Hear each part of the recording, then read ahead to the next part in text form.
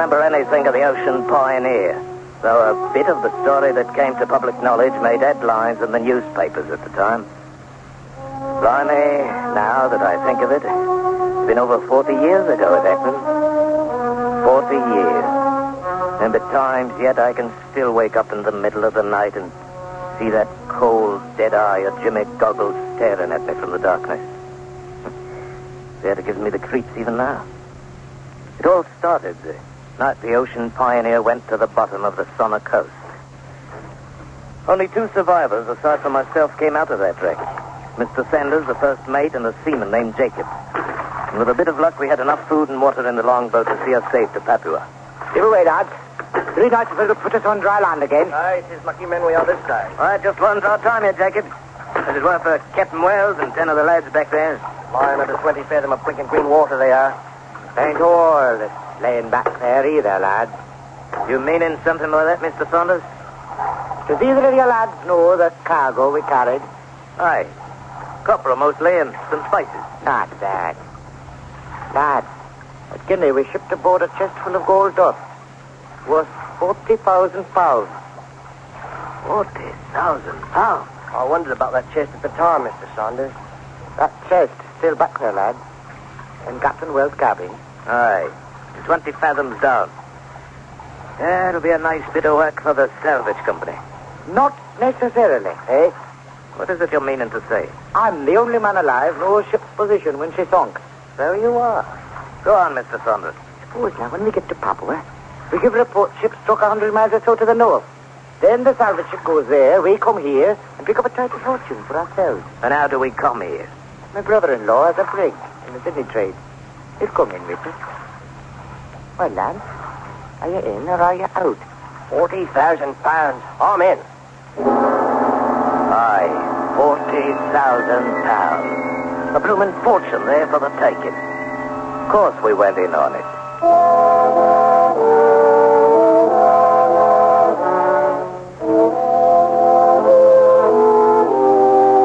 Back in Papua, Saunders made the arrangements with his brother-in-law, Captain Ferguson.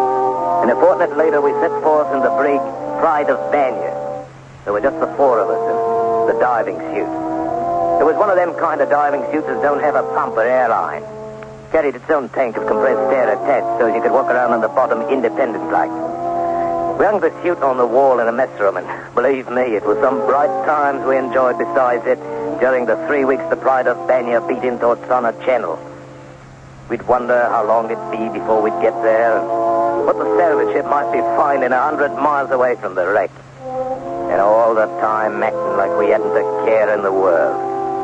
And that confounded diving suit would sway back and forth like a regular human being it would.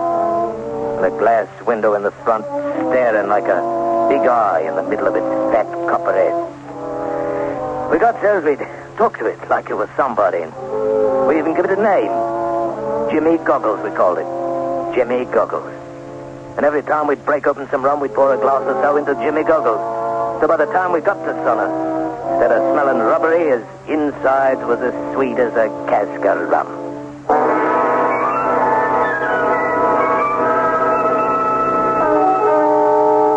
When we found the place, we was afraid to take the brig into the rocks where the wreck was lying.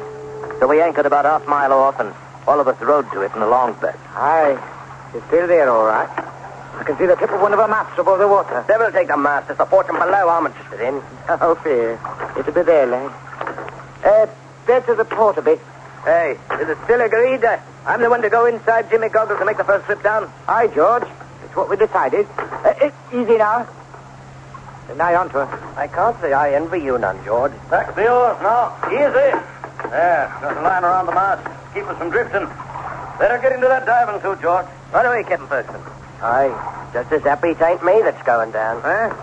Yes. Why not take it? Yeah, Hank. What are you talking about? It'll be cold and dark down there at 20 fathom. Might be sights that ain't good for a man to see. In the dark and alone. Jacobs, you wander on like an old woman. I reckon the look of 40,000 pounds will cure a heap of other sights. I'm ready, sir. Except to secure the faceplate. Good. You know how to operate the valve? Aye, sir. And turn on the air. George, you'll find the chest in Captain's cabin. Move it if you can. Or see about the chances of getting a line on it. Right, Joe. And good luck. Hey, good luck. Good luck. Well, cheerio, lads. I closed the little glass window in my helmet and fastened it. Then I edged toward the stern. Saunders was saying something, but I couldn't make out what it was. We didn't have no ladder, so I slid over the stern and hung there by the gunwale for a minute with the helmet out of the water. I took a last look at the light of day, and then I let go.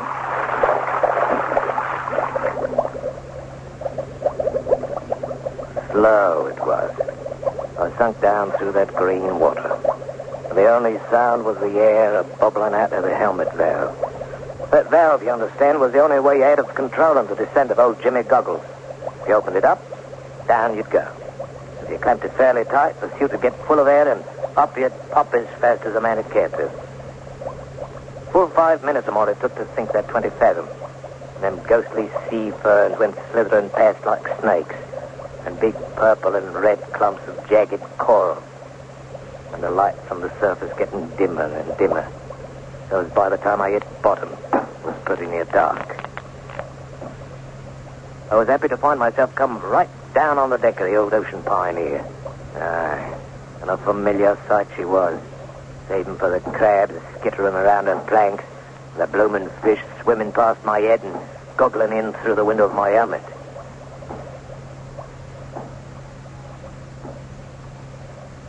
I made my way to the deck cabin. Right before the door, I stumbled onto a blinking skeleton, lying there on the deck as peaceful as you please. Judging by the gold braid still hanging on it, it had been old Captain Wells himself. So there weren't enough left of it now to make a decent meal for an hungry guppy. Bobbed around like very gentle when I touched it, and all the time was wearing an horrible grin on its bony face. Like to give a man the shivers. I tell you certain I got through the business down there as quick as I could. Found the chest of gold and figured out the best way to get a blocking line on it. But even so, it must have been an half hour before I clamped the air valve and started for the top. Halfway up, something hit my helmet and slid on down past. I found myself looking right into the blooming face of First Mate Saunders. His mouth was hanging open, and a kind of pink smoke was drifting out of it and making a cloud in the water. I saw he had a spear run through his neck from one side to the other, and he was dead on the mackerel. He sunk on past out of sight, and then Jacobs drifted down from above, and I could see his head was all twisted to one side like and his neck was broken. He was dead, too. Then it hit me. The lads on top had been massacred by a boatload of them bloomin' heathen savages. And like as not, if I poked my head out, the same would happen to me. Oh, blimey. I cracked open the helmet valve and shot down toward the bottom. I sat down there on a sunken rock for nigh on to 15 minutes, I guess, trying to figure out what to do. But any way a man would look at it, there weren't but one answer. So finally, crazy as it seemed, I got up and started out to walk ashore.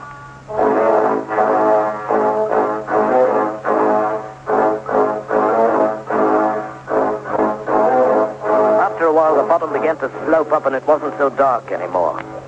Finally, my helmet poked up out of the water. I saw the beach about 50 yards away with dark jungle right behind it. I sloshed on through the water and came out on the sand. Then I opened the faceplate in Jimmy Goggles' head and cut off the air from the tank and took a deep breath of the natural kind. That's when I saw them.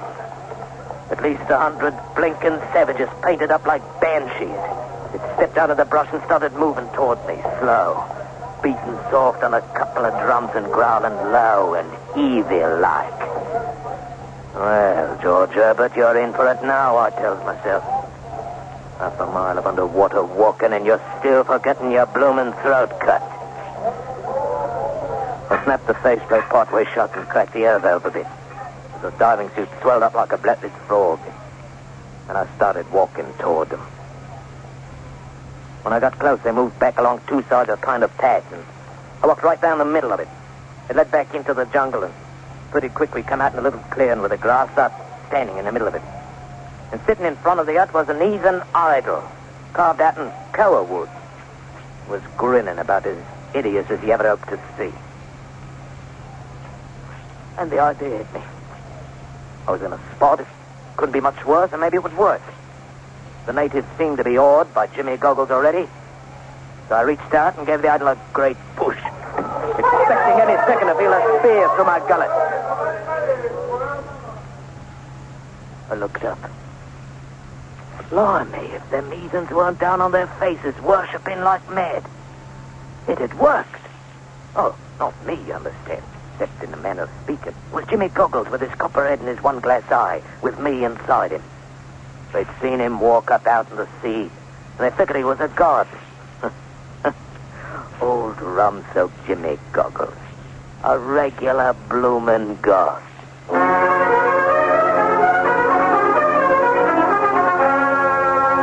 After a while, it began to get on my nerves, so I went inside the hut. They stayed outside and didn't follow me, but they didn't go away, neither. In a couple of hours, it started to get dark, and I was wondering if they meant to spend the rest of their lives out there bowing on the ground. Finally, a tall native, painted up like a circus clown, stepped inside the door and stood there, just grinning like old Satan himself. Blimey, if I had me a pistol, my beauty, I'd have you grinning on the other side of your face. Oh, would you know? Huh? What? You're speaking mighty bold for a man who's had a lot of luck. Depart, unworthy mortal, for I smite you with light. Oh, relax, one. I've been some time around plantations in Papua. Learned thing or two I did, including English language. Jump in, Christopher. What the devil are you doing here? Taking advantage of my simple brethren. Something else I learned at Papua. My name, Mamala. I'm high priest, witch doctor, call it whatever you want. Well, I'm happy to know you. Mine's George Herbert, officer of the English brig Pride of Banyan. The late brig, you might say. Boys burned it a couple of hours ago. Burned it? What for? Aye. And why was it you attacked us in the first place? Oh, a bit of go like that once in a while keeps boys feeling joyful like, George. It's harmless in manner of speaking. Harmless, is it? Not for my boys, it won't. Oh, well. What were you diving for out there, anyhow? Pearls. So it now, mate. You are looking over that wreck down there on the reef. What's aboard her? All right, Mamela. She was carrying 40,000 pounds in gold dust.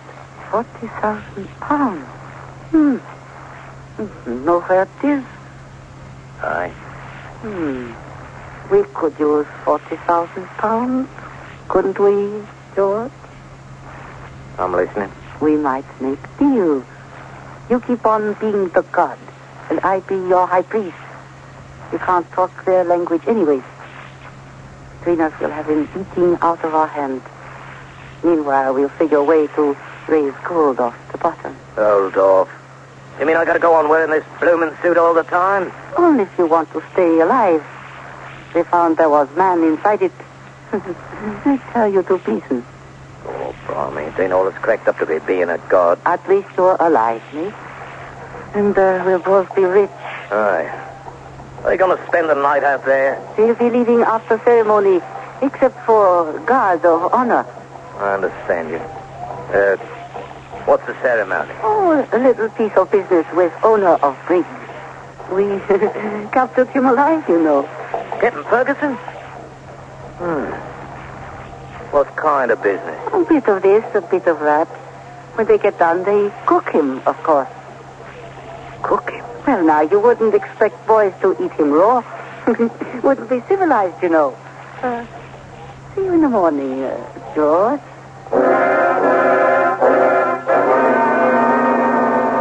Oh, it was pretty horrible, all right. But what with one thing and another, I didn't feel as bad about it as I might have. After all, I hadn't known the captain too well anyhow.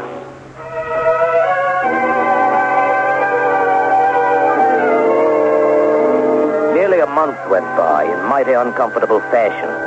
And all the time, Mamela was trying to figure some way to get that gold out of the wreck. I was right in with him at first.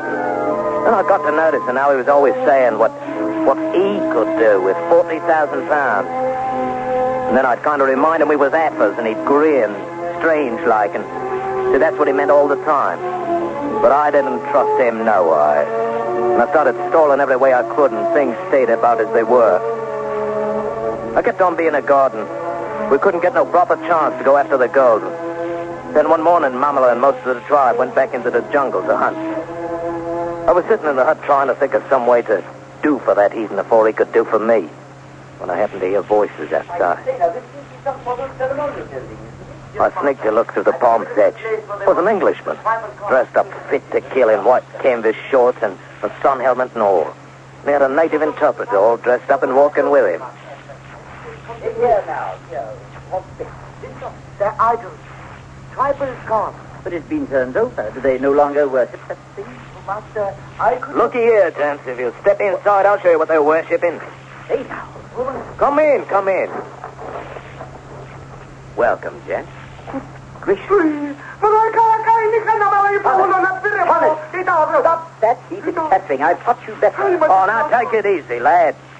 Nothing but a diving suit, you know. Yes, of course. I saw that. Who are you, anyway? Yeah, no, let's not be asking names, seeing as I didn't ask yours. There's no objection to telling you, sir. It's Bender. I'm with the Royal Anglico-Bethune Missionary Society.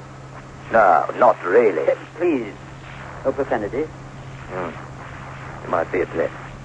How'd you get here? By sailing cutter, down coast from the Bankeel Residency.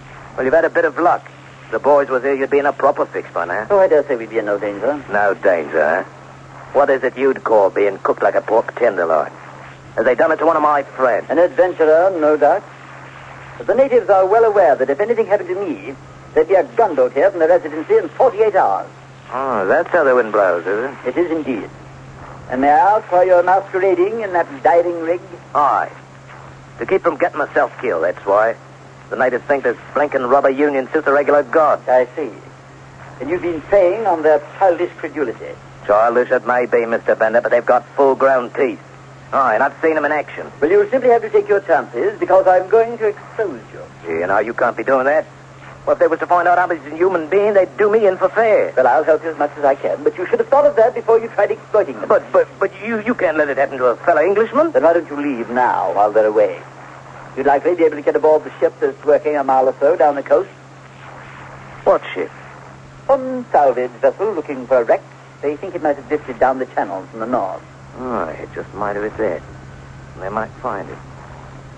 Mr. Bender, I'll make you a proposition. I won't promise anything, but I'll listen. Leave here now and sail down the coast a ways and stay till nightfall. Then come back as soon as it's dark and I'll let you expose me to your heart's content.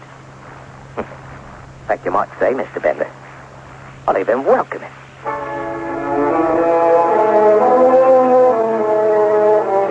Weren't nothing else to do. If that salvage ship found who I was, I'd be in it for good. They'd know by now that we'd filed a false report about the position of the wreck, so we could get the gold for ourselves. They'd put me in the brig for sure. And if I tried to leave with Bender, he'd turn me into the first British resident we come across. I had no chance at all at the 40,000. If I stayed here, luck as not, I'd end up parceled amongst 100 heathen stomachs. But I had one chance of showing that blinking mammal as how you weren't the only one that knew a thing or two. I finally talked Bender into leaving, and about dusk, Mamala and the boys came back. Understand that nosy man, Bender, was snooping around here this afternoon, George. Do you know anything about it? Bender, eh? Oh, that's who it was. I saw him prowling around the clearing, but he didn't come inside the hut. I'd have given him what for if he had. It's a good thing he didn't. It's a blasted nuisance. Always interfering with established customs of the people. Like witch doctors, eh, Mamala? Gods, too, George. He'd do for you quick and he would be. Yeah. Why don't the boys just eat it? No. That would be too dangerous. He'd be missed and they'd send gunboats. Not still around here somewhere, is he? No. Women say he sailed on south. Good. I'd just as leave not meet him face to face. It was for him with that face you're wearing. Aye, and I'm nigh on to being fed up with wearing it. Mamala me, aren't he? I'll make you a proposition. Mm-hmm. What kind of proposition, George? Why don't you take over being God? And what would you be doing if that happened? Oh, leave me some food and water in one of the boats, and as soon as it's dark, I'll cut and run for it. It'll be easy for you to get the gold that way. Aye. And you can have the old 40,000. Your generosity embarrasses me, George. Anyways, supposing I was up and died sudden like. How'd you explain my body to the boys? I have been thinking about that, but I hadn't figured it out yet.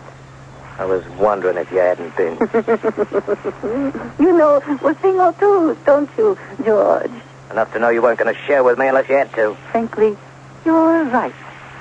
This may be best way. I'd have my little brethren right under my thumb. And you out of my way with no need for explanation. All right, George. I'll keep the boys away from the clearing so you can make your break. Both be ready in half hour. Good luck.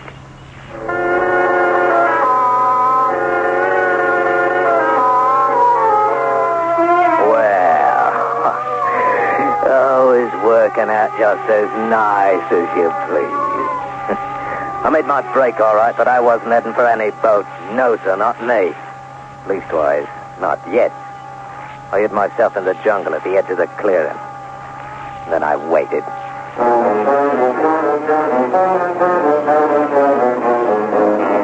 After a while, them savages started drifting back into the clearing, and pretty soon Mamela, all dressed up in Jimmy Goggles, came out and sat in front of the hut, the way I'd been doing every night. And the bloomin' heathens started in bowing down, all just as usual.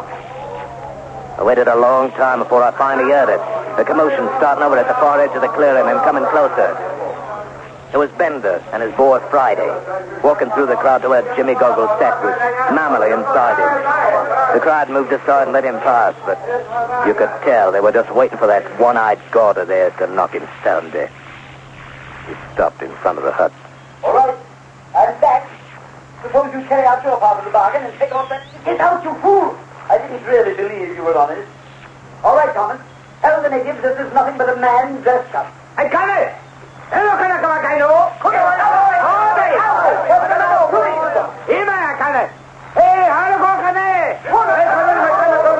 Blimey, if Bender didn't jump onto Mamela and start turning at the front of the diving chute. And all the time that heathen witch doctor kept trying to fight him off.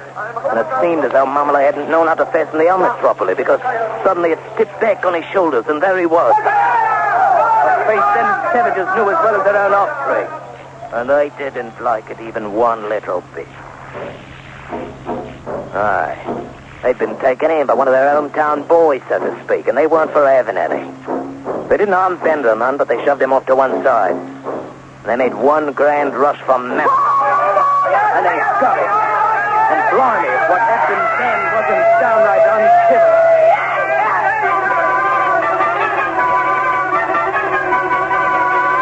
I cut and run for it and tumbled into that boat and shoved off. I couldn't help but feel a bit sorry for old Mamela, though it wasn't as if he hadn't eaten his own share of human beings. And of course, he certainly wasn't a man who could be trusted at all.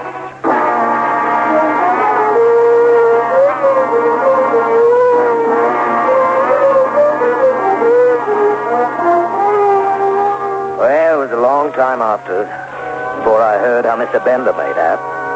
Seems as though he couldn't get them bloomin' heathens to listen to him at all.